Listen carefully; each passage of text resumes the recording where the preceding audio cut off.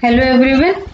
In today's lecture, we will move towards the third unit, that is on projection of solids.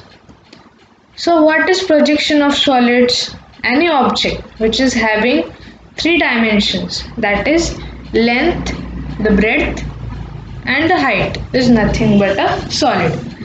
So in orthographic projections, this minimum of two views are very necessary which presents a solid. We have seen the two main views, that is the front view and the top view. Okay, so what does the front view represent? The front view generally represents the length and height.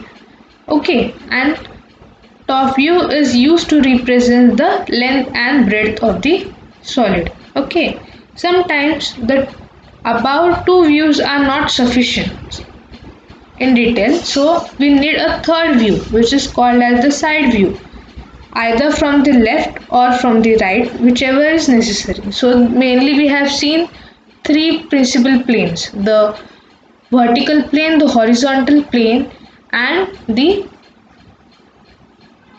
third plane, that is the side view plane. Okay, so three views are mainly important, but front view and top view are mainly drawn, and when two views are not sufficient, the third view, that is the side view, is drawn. So now we will see why to study the projection of solids. So what are the objectives?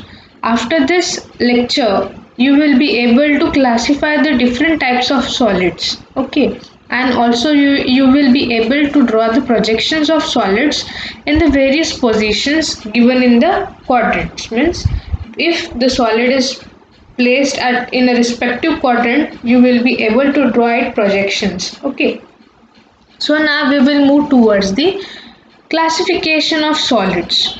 Mainly these solids are classified into two groups, that is polyhedra and the second one is the solids of revolution. Now we will see what is polyhedra. Okay, so polyhedra is a solid which is bounded by the plane surfaces, or it may be called as faces. Okay, which meets in a straight lines called as edges. So here we can see it has faces and these are the edges. So these solids are nothing but the polyhedra.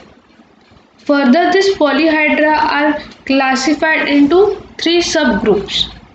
Okay, the regular polyhedra. The regular plane surfaces are called as faces. So these are nothing but the faces, and the lines connecting the adjacent faces are called as edges. So this is nothing but the edge of the solids. So what are the examples of the polyhedra? The tetrahedron, okay, which has four faces; hexahedron, which has six faces; and octahedron, which has eight faces.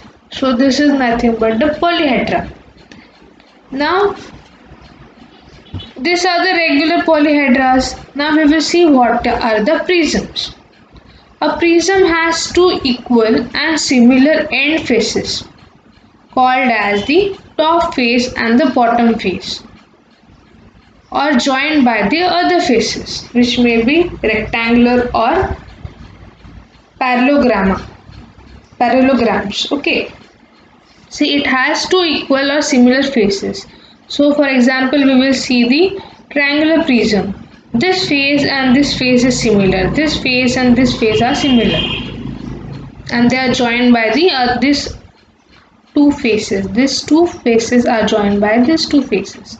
So what are the types of prisms? The triangular prism, the square prism, the rectangular prism, the pentagonal, the hexagonal, the octagonal. In rectangular there are three edges. In square there are four edges. In rectangular there are four edges.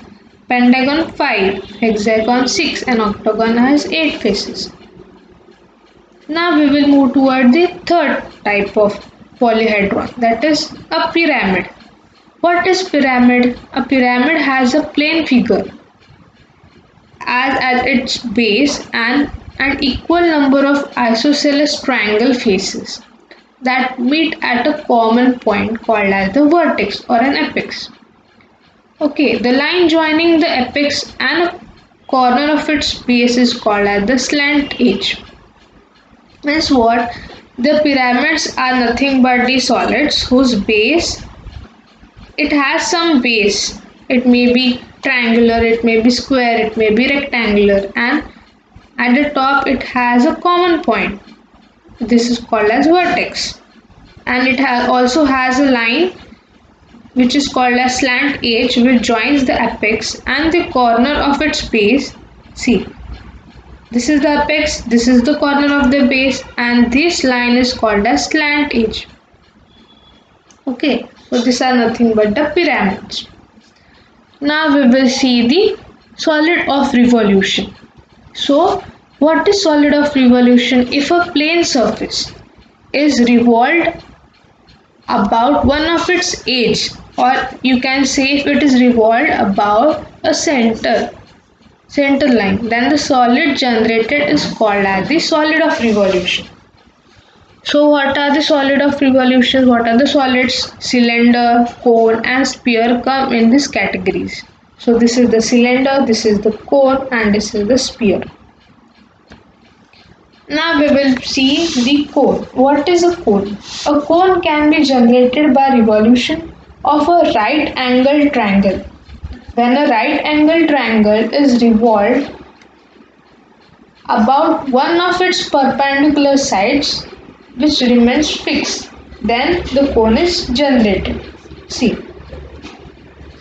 when the right angled triangle is revolved about its perpendicular side, then it forms a cone. A cone has a circular base. See, it has a base which is in circular in shape and it has an apex. The line joining the apex and the center of the base is called as the axis of the cone. So, see, this is the base of the cone, this is the apex of the cone. The line passing through the apex and the center of the base is nothing but the axis of the cone, and the lines joining the faces, or you can see edge of the base, are called as the generators. Now we will see a sphere. A sphere can be generated by revolution of a semicircle about its diameter that remains fixed. So it is formed by revolution of the semicircle about its diameter. Now we will see what is a cylinder, how it is generated. A right circular cylinder is a solid which is generated by revolution of a rectangular surface about one of its sides which remains fixed. Got it? So it has two circular faces at the top and at the bottom. The line joining the center of the top and bottom is called as the axis of the cylinder. And these lines are nothing but the generator.